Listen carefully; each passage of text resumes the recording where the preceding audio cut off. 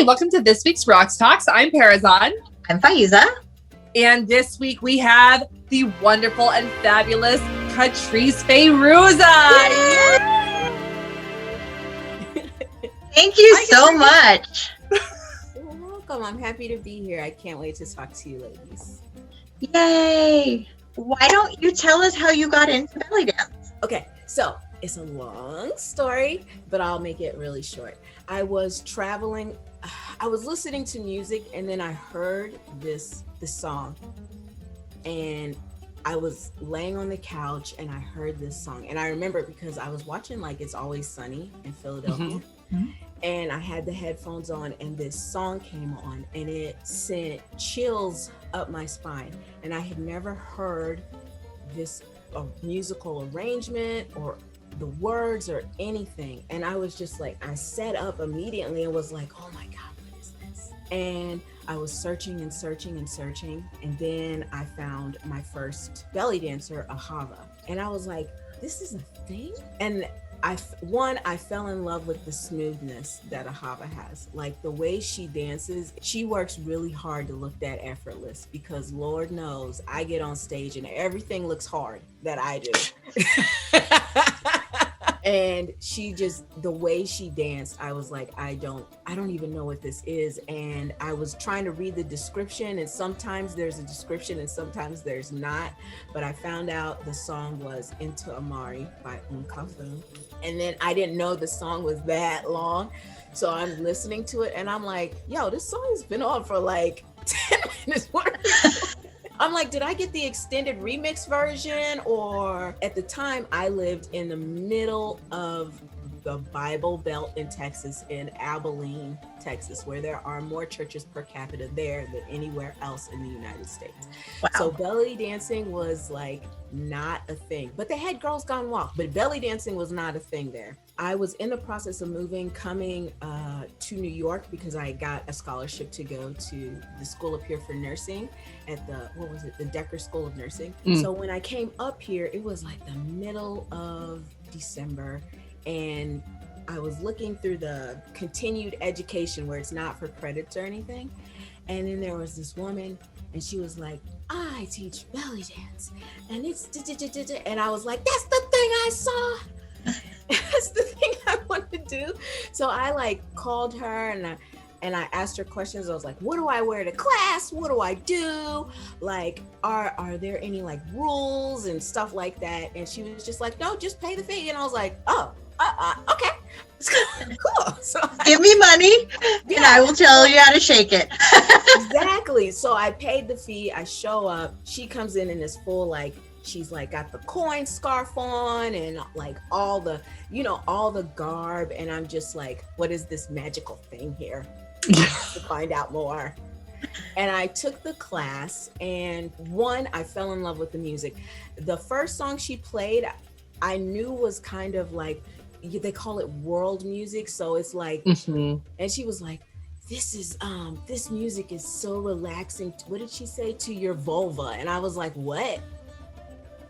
The nurse in me is like, my vulva's about to get relaxed. And she's going through like, oh, this is the connection with the goddess and stuff like that. And I'm like, what about the history? What about, like, I want to know about Egypt, because as a little girl, that if I pull out my dream book as a little girl, be the president, go to Egypt, dig up some mummies, like that was like what I wanted to do. Tell me about the culture. She's like, well, we're saving the dance. And I said, saving the dance from what? Because I really had, I'm a Virgo, I have questions, give me answers. I'm like, saving the dance from what? And she's like, Egyptians don't do this dance anymore. And I'm like, I just saw some people on YouTube doing this. Okay, but I'm not gonna question the teacher because this is her class and I've only been here for 45 minutes. So, right. Catrice, go back to make sure you're filling your vulva. So I go back to class. So I'm in the class and I go through this class for about 6 weeks. And she's like, you're a natural. I'd love to have you in the intermediate course. Or no, the advanced course where we dance at events and stuff. And I'm like, are you sure? I haven't taken a test. Virgo and me. I haven't taken any kind of test. Are you sure I'm ready? She's like, you got it. So I started dancing with the troupe, and in dancing with the troupe, I found out like I don't dance like them. I sure as heck don't look like them. So this journey is going to be a little bit different for me. But in that first few classes, I absolutely fell in love with the music. I wasn't coordinating. I'm going to be completely honest. I really didn't know how to dance. I mean, I could do the sprinkler, and I could do this really, really good, and I could kind of do the kid and play. But beyond that, I didn't really know how to dance. I was in the military for 16 years. I knew left, right, about face, double time. That was it. So this was my first excursion into the arts, so to speak. So that's how I came into it. You had told us previously about the rest of your experience with that teacher and how you broke out onto belly dance on your own. Do you want to talk about the transition from going from troupe dance to being a soloist? Sure. So I'm going into dancing in the troupe. Like we were called Best Belly Dance Ensemble of the Southern Tier. Ooh, I lair. So we were literally dancing everywhere, but mostly because of my job, I had to stay in the area and I couldn't travel out of the area. So we had a restaurant gig, and she gave all the dancers time to dance at the restaurant gig. Everybody got one, I think it was a Friday or Saturday night. And it was my turn to dance. And she's like, oh, this is what you do. You go get your money, blah, blah, blah. So I danced. I didn't seem to have a problem. There were lots of people tipping me, lots of people taking pictures. The manager said it was great because they hadn't had this big of a crowd yet. And the crowd actually interacted, and little kids were even dancing with me. He was like, I loved it because when the parents had their kids interacting, they tipped the waiters more. And I was like, awesome. So I left thinking everything was good, come home, wash off all my makeup. A couple weeks later, it's my turn again. And we usually had troupe practice on Thursday night. And she goes, oh, I'm sorry, they won't need you this week. They're not going to have any dancers. And I'm like, okay, that's weird, because I would get an email saying that there were no dancers or anything. And maybe it was just an oversight, whatever. And I said, oh, okay, fine, whatever. And I'm sitting there on Friday late evening, like probably 7 or 8 o'clock. I'm like, something feels weird. Go to the restaurant and see what's up. So I call my homegirl Natasha, the other half of Mischief Maker. So we go up to the restaurant, and when we go in the restaurant, the whole entire troupe, Natasha was also a part of the troupe, the whole entire troupe except Natasha and I were dancing at the restaurant. So me being me, I make sure well and good everybody can absolutely see me. So the bartender was like, oh, hey, what's up? We thought it was your night. And then they show up. Boo, they suck. Like, why aren't you here? They told me that they didn't want any dancers. And he's just, no, that's not true. And the waitress came over and she's like, yeah, he's kind of racist. And I was like, kind of or is, because there is no in between with this. And she's like, yeah, he's racist. So yeah, he probably didn't want you to come back. He probably didn't even know you were Black when you came up here, but wasn't going to tell you to your face. And I was like, okay. So the troupe leader sees me. This is what gets me. She sees me and they all go. And I'm like, hey y'all, what's up? And they're just like, hi. And I'm just standing there like, what's up? You're going to tell me to my face what's up. And she's just like, I don't know what to say. And I was like, I do. I quit. And it really hurt me that all the ladies that had proclaimed sisterhood, right? Because when I came into this dance, they're like, this is a sisterhood. I don't know no sisters that act like that. That's shady as hell. So Natasha and I left. Natasha's like, I'm not dancing with them anymore. And I'm like, you don't have to quit because of me. And she goes, I'm not quitting because of you. I'm quitting because what they did is not right. And I'm not going to be a part of anything that doesn't treat us all equally. I sat in the parking lot and Natasha was hugging me and I'm crying. And I was like, let's go. And Jason was in the car. He goes, isn't there another Indian restaurant down the road? And I was just like, yeah. And I'm like, I'm not hungry. And he's like, no, go apply over there. Natasha's like, yeah, let's go apply. And I'm like, quit egging this on. We go apply. They absolutely loved me. Still to this day, the restaurant is open and they won't have a dancer unless I recommend them. So I ended up, after leaving the troupe, I was on Facebook and I had found some Black belly dancers. And one of the Black belly dancers I was friends with posted a picture for a festival called Jules. And I was like, what is this? And it was like the headliner was Lotus Naraja, Ebony Qualls, Soraya of Poland, Sherazade was there. And I was just like, and they were like, oh, the person who was running the event is Nefertiti. And I was just like, this looks really cool. I kind of want to go to it, because they had a Friday night show and it was like 40 Black dancers. Nice. And I was like, where have y'all been? I've never in my whole dance career, although it wasn't that long at that point, I'm completely honest with you, it was only like 6 months. But I had never seen that many Black dancers in one space. So I was like, let's go. So we drive down to Delaware and it was the most amazing show. Now, Nefertiti knows how to throw a party. That show went on until 1 o'clock in the damn morning. I'm like, I'm tired. I don't have any more clapping in me. I want to go home. And they were like, we only have 3 more dancers. I was like, we have no more dancers. I'm going. And my kids had seen Nefertiti dance, and my kids were like, Mommy, that's who needs to be teaching you. Sunday, I got up all my little courage, because I'm very socially awkward. If you ever meet me in person, I might fan out. And then if I get really weird, I robot out of the room. Like, I will get really weird and start like, and I asked her, I was like, will you teach me? And she was like, yeah, sure. Let me come down off the festival and I'll talk to you on Wednesday. And she called me on Wednesday and we talked for about a week, because I did not want that experience that I had with Helena. But I knew it would be different because Nefertiti was a Black woman. And from jump, she's like, look, I'm not here to make you a mini Nefertiti. I'm not here to ride off your coattails if you get big, because that's how Helena was treating everybody. She was calling us all goslings. I'm like, I'm 35. I ain't no gosling. I don't know what you're talking about. She would use all these diminutive forms of language to talk to and about us. To keep you beneath her. Yeah, to keep you like little. Nefertiti was like, she's like, 1, I don't have time for all this shit. 2, you're your own person. You're going to make your own decisions. And I fully expect you to. This is your career. And I'm like, okay. So I started training with her. She entered me into my first competition, I think 3 months into training with her. And it was live music. Who does that to somebody? Nefertiti does that. And it was a competition where you had to reach your hand in a bucket, pull out a song, and they wrote the song down, and that's your song. Like, that's the end of it. They played your song in an hour. You had an hour to get ready. That was so stressful to me as a Virgo. Do you know I was at the height of anxiety during that? And Neff is in the audience like, shut up and dance.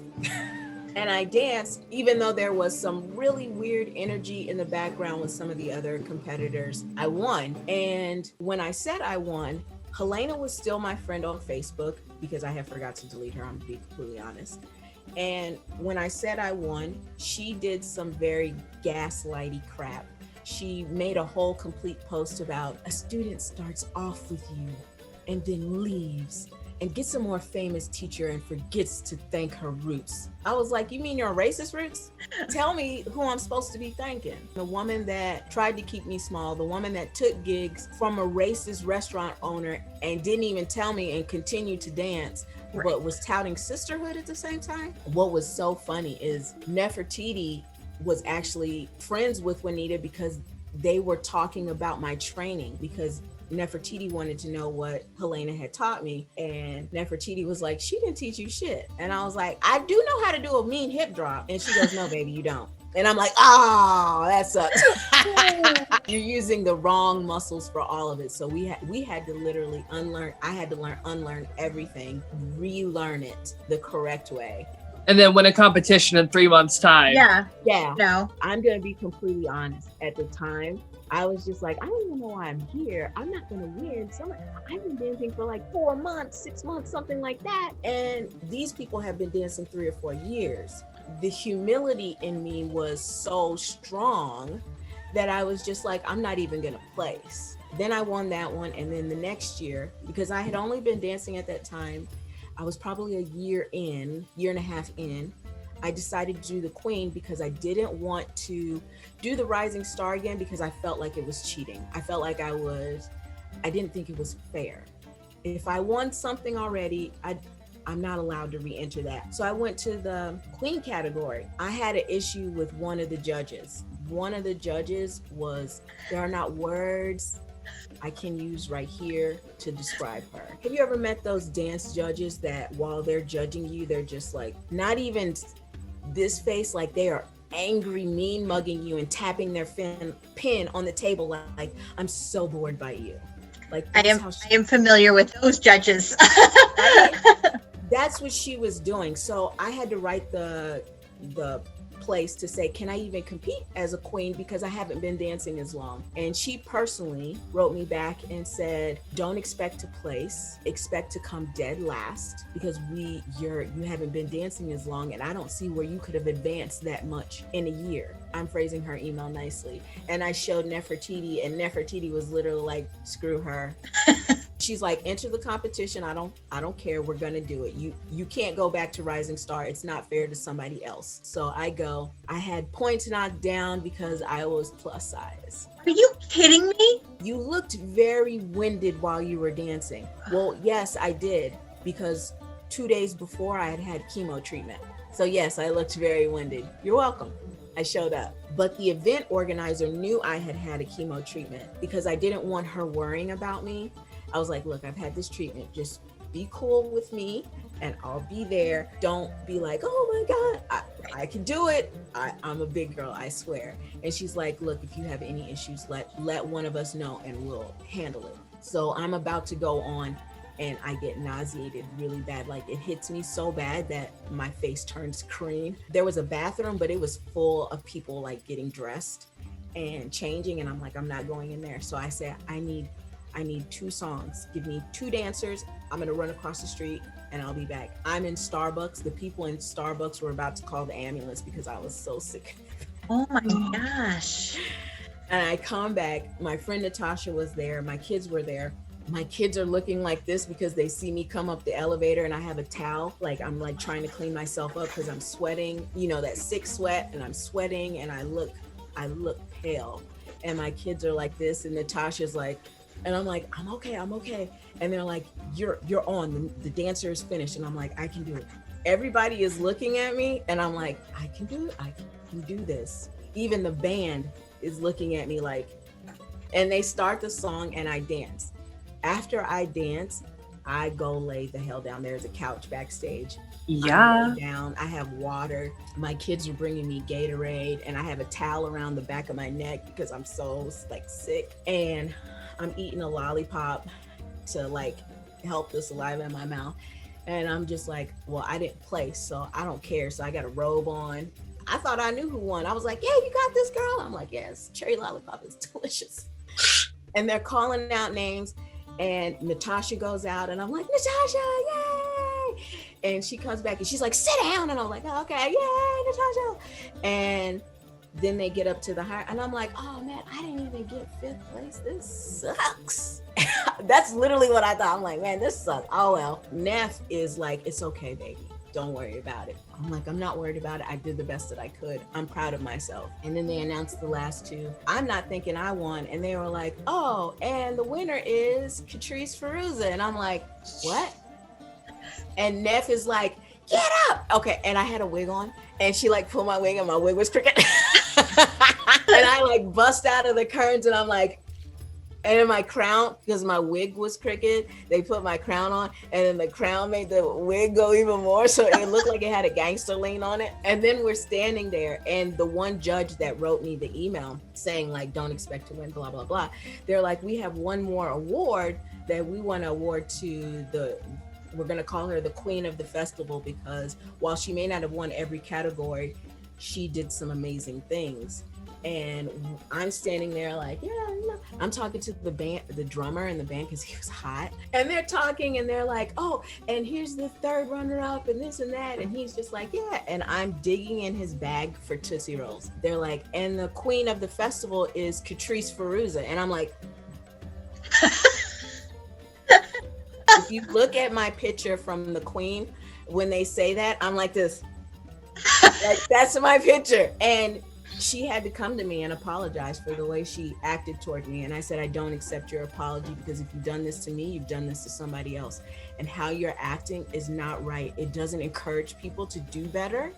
It encourages people to have this fear of doing something that they love. When I walk away from here, I don't think like, oh, the judges were amazing. I think you were a fucking asshole to me, and I'll never take a class with you. And I will tell everybody that I know never to take a class with you, because that's how you act. And that's how you treat people who are just trying to find their damn place. Right? Yeah. That's all we're trying to do, is find our place. Yeah, I've heard horror stories from other competitions. Go take an exercise class. One judge told me that when you shimmy, everything shouldn't shake. I'm like, how do I do that? How, Sway? Explain to me. Like, and at the time I was 200 plus pounds, and I'm like, how do I shimmy without shaking everything? That doesn't even, it's like no connections are being made for me to even do that. But she felt comfortable enough to say that on the judging sheet. And then I was taking her class. And when we were in the class, she shamed another teacher. Like, the teacher was like, how do we explain this to our students? Like, it was some kind of move. And she goes, so we're in this class and this is what you're going to ask me? And I just kind of sat there like this. And I was like, wow. I was like, you do realize we paid you. Yeah. Not the other way around, right? What are we supposed to do? Are we supposed to let somebody just like talk to us any kind of way? Like, I don't care how long you've been in this dance. I don't care how long you've been on this earth. You're not going to disrespect people like that, ever. She's teaching, she's talking, and she goes, there's another thing I'd like to tell all the dancers here. You should have more control of your body. When you shimmy, even if you're bigger, your whole body shouldn't shake. And I said, can you explain that to us? How do you want us to do that? Yeah. And she goes, you just do like this. And I'm like, okay, that works for you. You are literally a size 4. Explain it to me in my size 22 body with size M boobies. Explain it to me. And she couldn't. And I said, if you can't explain it, you shouldn't teach it, and you should stop talking about it. Yeah. She literally went, I have never. And I was like, that's your damn problem. You have never had anyone tell you to shut the hell up. Hi, I'm Catrice. It was a whole mess. And when I went to the organizer and I told the organizer what was going on and what happened, this is what the organizer did. She came in and apologized to every one of us. And she told the teacher to go home. In the middle of the festival, she told the teacher to go home. You will not disrespect people. That's what a good organizer does. Yeah. They understand that, yes, you're here and we paid you to be here. But at the same time, we did not pay you to degrade people. And by the way, people will be getting money back from your class, so that's a loss on you. And I was just like for a minute, it was like, I never had that happen. Usually when I tell somebody that something is going on, you're just being so sensitive. Can you not be so sensitive? Can you like what's wrong with you? Are you on your period? That's not the point. I'm telling you, somebody is actively hurting people that paid to be here. Right. And this is how you treat me when I come to you with a problem. No, I will never recommend your festival. 2, I will be opening a PayPal dispute because this is some bullshit. 3, I'm never, ever coming back here. I know who you are. If I was really in an unsafe position, you would not protect me at all. You would leave me to the wolves. It's taught me a lot of lessons about safe and unsafe places, safe and unsafe people. And in the recent past, you were told to keep quiet. You were told that it'll ruin your career if you talk about this. What career do I have when nobody even offers me the chance to talk or dance? Right. You're not even offering me the chance. I'm an afterthought. And even at festivals as long as 2 years ago, all the Black dancers were on a Sunday night. All the Black and Asian dancers were on a Sunday night, unless you were really, really, really light skinned and could pass for white. Then you got a Saturday night spot. But everybody else that looked like me and was like maybe a little lighter and a lot darker, we was all on Sunday night. Everyone. And we all had to pay attention to it because we were sitting in the dressing room and one of the other dancers goes, is it weird that we're all Black, and there was a couple Latina ladies there, and then there was a couple of women. I think one was from Korea, but she lived in California, so she was darker skinned. And then one was from Japan, and she was from Texas, so she was a little darker skinned. We were all on Sunday night, but they touted diversity. Look at our diverse cast. You're all on Sunday night when nobody's at the festival and everybody's gone. And this goes into, I know you guys probably heard the big kerfuffle about the blacklist. This goes into that. It talks about events that are safe for people that look like me, LGBTQIA places, because I am pansexual. And when I go to events, you don't know how many times I have heard people, organizers, dancers just talk atrociously about someone, and because they are of a different sexual orientation. Well, I don't want to change with them in the room. They're a lesbian. Ew, you're not even, girl, ain't nobody looking at you. Stop. Nobody is paying attention to anyone else. There are places that will treat you horribly. Like, my name is Catrice. My last name is very German. When you hear my name, you expect a white lady. And then I pop up. You're welcome. I've had people look at me and be like, but your name can't be. How can it not be? Tell me how my name can't be. But that's how it is. The blacklist is not anything to be afraid of unless you have been openly aggressive. Openly. And when I say openly, let's talk about Anna B. She's on the list, and anybody that supported her and was like, there's no racism in Russia. There's no Black people. I have been to Russia. There are a lot of Black people. There are a ton of Africans. Don't play me. And there are a ton of Black people that have married Russian women and have mixed children. So don't play me and say that Russia is some kind of Narnia ass land where you got to walk through a closet and everybody, where are we? There are no Black people here. Shut the hell up. But even if there weren't, there are still Black people on this planet, and we are all interconnected. There is no excuse anymore. Exactly. If you're on the list, some people are on the list for minor things, like when we were explaining something to one dancer and she was just like, well, you have to explain it to me. We don't have to explain anything to you. Well, you're being aggressive with me and you're being mean. No, what you don't understand is you have this thing right here. It's phone, it's magic, and it has Google. Anything you want to know, you can Google it. You just have to have the will and the want to Google it.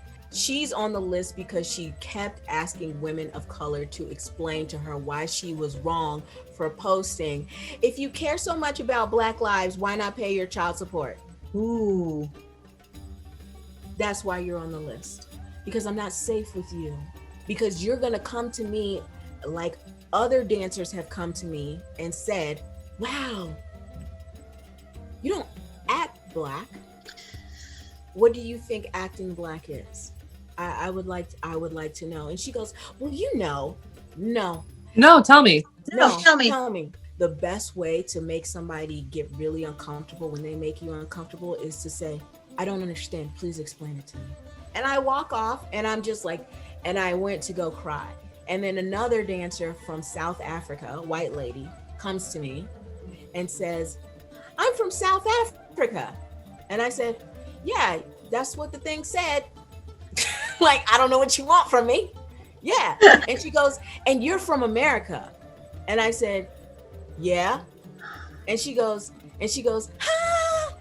And I said, oh, this is supposed to be because you're white and you're a colonizer from South Africa and I'm Black and I'm from America and it's supposed to be like the other way, I guess. And she was just like, yes, but not the way you explain it. I said, no, it's exactly the way I explained it. It's exactly the way I explained it. And she kind of just sat there and she was just like, I think I'm going to go grab another cup of tea. And I said, you probably should make that chamomile and relax. And I went and cried. And poor Natasha was just like, Natasha is the sweetest woman. She went to that woman and she goes, you owe my friend an apology. She goes, the way you treated her was disrespectful. You owe her an apology right now. But that's what the blacklist is about. The blacklist is, I need to know where I'm safe at. Mm-hmm. As women, right? We're told, walk with your keys in your hand at night. Don't talk to strangers. But what if we just told the dudes, hey, quit raping us? As a Black person whose Black grandparents were in the United States, there was this thing called the Green Book. And it kept my grandparents safe as they traveled through the United States. Yeah. Because there are still, to this day, right now, there are still sundown towns. Wow. It kept my grandparents safe. The blacklist keeps me safe. It lets me know that this place is not safe. And yes, there are some people with political affiliations on the blacklist. Their political affiliations are noted because they sided with Trump on certain things that were effing ridiculous. Like, right. Yeah, Mexicans are rapists. That's on your page. Yeah. And you think I'm gonna feel safe? I'm gonna feel safe at your event? No, absolutely not. Even if it wasn't about you keeping track of with whom you feel safe, you get to choose who you associate with. Yeah. For any reason.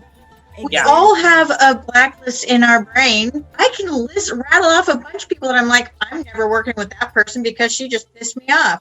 And I'm allowed to do that. I stopped talking to a dude because he wore a Spider-Man shirt when we went to go see a DC movie. I'm not talking to him anymore. Well, nobody should. Get your geekery together. That's a given. Exactly. That's just common sense. It's common sense. But that's the thing about it. Like, I should be able to have voice. And it's not just me. It's a lot of dancers that contributed to this. And it wasn't, oh, we just don't like you. No, there is proof to back up what you did. There's proof to back up the misogyny. There's proof to back up the sexism. There's proof to back up the racism. There's proof to back up just how you refuse to take responsibility for the words that you said. That's it. And it's not that the list is permanent. It isn't. As long as you're making strides and we see you doing stuff that's like, oh yeah, we deleted people off the list last week because they apologized for what they did and they started doing better. And this list is not brand new. For the people that think this list is like, this came out 3 weeks ago. Girl, this list is 2 years old. Where are y'all, man? On the list. Right? Sorry.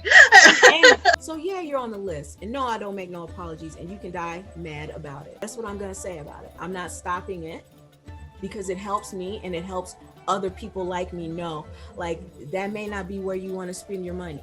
Oh, really? Right. You don't think so? Well, why not? Well, here, look at this. Oh, and I've had dancers come to me, even white dancers, say like, I didn't know these people had done this. I was about to have this person at my event, and they've dropped people from their events because of the things that these people have done. And that's all we're asking is for accountability. That's what we're asking for, is accountability for your actions. You're free to say whatever you want. You really are, but you're not free from the consequences ever. Like, now the people that are like really up in arms about the blacklist are saying that we're making death threats in the Manat and fusion dancers against bigotry group. Not one death threat has ever been made. First of all, that goes against our own rules, and we don't do that. We don't even play that in there at all. And the list that they have, they're adding people to it for bogus reasons. Just so people know that. That's not the original list. They're altering that list a lot. Really? There was only 50 dancers on that list. They've altered it to have 115. Look, when that Anna B thing went off, I got death threats in my inbox. Death threats. Behind calling somebody out for saying that she wants to be a Black woman with a fat ass, and she doesn't want to be a white woman who is so dainty and delicate, and she wants to be a Black woman so that she can cuss and be loud. What? Are you kidding me? The whole thing was so insane with her. It was like... And then did you see the part where she goes, oh, don't worry, girls, the black wash is off. It's just a tan. Yeah. And then when the shit blew up and everybody was talking about it, her and the organizer, because she was in Brazil, Her and her organizer decided to take a picture and put the green filter on, and they both say, I hope the aliens don't get offended. That was her apology. That was her apology. No, and she was just like, you know, we don't have this problem in Russia. Yes, you do. Because I'm gonna tell you what, as a Black woman who went to Russia, there was lots of Black people there. And yes, I did hear the N-word quite a lot there. Like it's a whole thing. They love Black culture. Black, just like in Japan and Korea. Oh my God, they love Black culture, but they don't like Black people. They love our sauce, but they don't want us. And they don't understand it. Like even the woman who was doing the blackface puppet, the big Muppet head. Yeah. Mm-hmm. But I don't understand. I'm just making money. Like the trope you're using, the Black woman with the blonde hair and the blue eyes, you do know where that trope comes from, right? Let me give you a little history. That was a slave in Brazil. That was an enslaved woman. She was one of the first to be born with blue eyes. That's how she was treated. She was literally grabbed at and assaulted and raped. And here you are doing a video where you're telling people it's okay to grab you and assault you. And you undress and show, like, are y'all for real with this shit? Are y'all for real with this shit? And they really are. They go hard for that shit. They really go hard for it. And they expect you to be like, but I mean, she said she wanted to be a Black woman. That's a compliment. Ew. As a Black woman, that ain't no fucking compliment. It's not a compliment to say, I wish I was a Black woman to have a big ass and be loud. Like, that's all you see us as. That's that one song that everybody was dancing to about a year ago, Darina or whatever her name is, Diva, Dava, whatever. And it was the Elephant song talking about Black penises. They equated a whole race of men to what your penis can do for me. I want the big elephant trunk. Like, how fun is that? Like, that's what you think of us as. We are body parts. We are appendages. Yeah. Like, get the out of here. Get the out of here with this shit. And I'm calling you out at every turn. But all of those people, those dancers that were literally like, she didn't get that many death threats. Oh, there's a limit to how many I get for it to be authentic. Please tell me the number. Just one would be sufficient. One is enough. One is enough. No, but they were literally saying like, it couldn't be that many. Wow. And then they were telling me, prove it. And I was like, do y'all know what y'all sound like? Y'all sound like the people who, when a woman says that somebody has assaulted and hurt her, y'all sound like the people that say, I've never known them to do that. Prove it. The thing that is even more infuriating, Catrice, is that if I had said it, they would have accepted it without question. Accepted it without question and would have circled the wagons. They would have consoled you and said, I didn't get that. But I will say that Nefertiti, when that happened and I was in talks with the FBI and the police here and working through all of that, she's like, if you don't feel safe, pack your kids up, come down here, you can stay with us. She offered me a safe haven. But this is also the other thing, on those posts where people were attacking me, I felt so alone. Like, I really felt alone. Like, at first, they were tagging me. Have you ever felt social media anxiety where people tag you and stuff and it's just violence against you? Like, they are speaking violence to what they want to do to me. Right. And nobody was coming to my aid. Nobody. And I'm sitting there and I'm in my house and I'm crying and I'm like, what do I do? And then all of a sudden, I'm going to tell you this, all of a sudden this post went bananas and there was 155 women that stood up and formed a wall in front of me and allowed me to breathe, because at that point I didn't feel like I could even breathe. Like, it was so heavy. Nef was calling me. She was just like, are you okay? And I couldn't even talk. I was crying so hard. I couldn't talk. And those women, they were like, this is how y'all sound. And this is why we have the blacklist. This is why. Because you people are on here threatening this woman with violence for calling out something that is bothering her, that is not right. And y'all are threatening violence against somebody saying that something is wrong. And it is wrong. And you're threatening bodily violence, not only against her, but her children. That's why there's a blacklist.